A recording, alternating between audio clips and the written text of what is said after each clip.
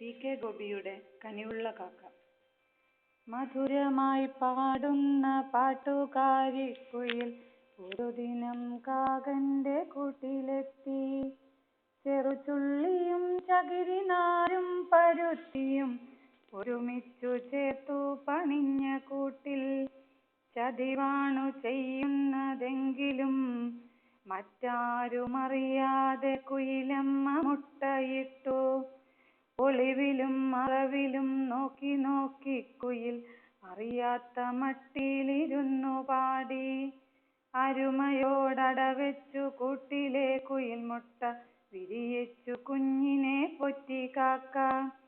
മാറിലെ ചെറുചൂടു നൽകി കാക്ക, തൂവൽ കിടക്ക വിരിച്ചു കാക്ക.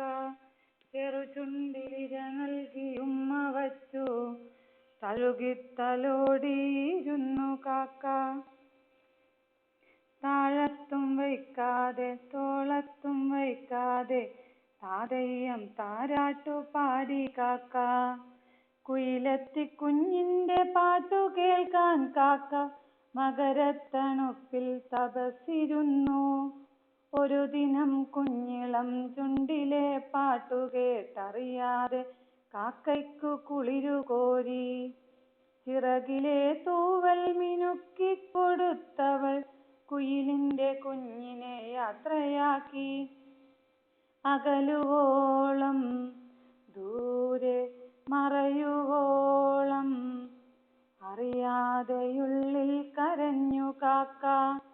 ഇനി നിന്റെ മധുരമാം സംഗീതധാരയിൽ വിരിയട്ടെ പൂവുകൾ മണ്ണിലെല്ലാം.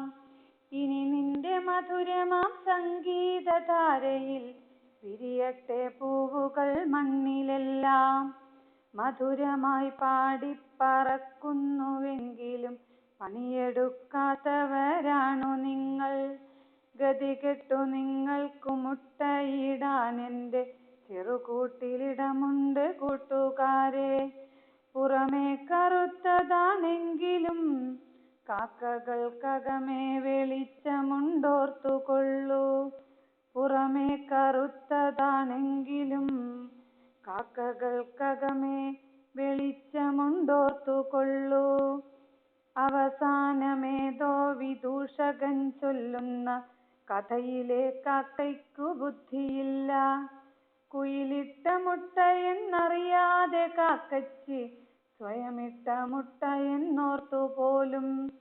വിലകെട്ട നുണ കേട്ടു നിങ്ങളാരും കരുതല്ലേ കാക്കകൾ ഭോഷരെന്ന്.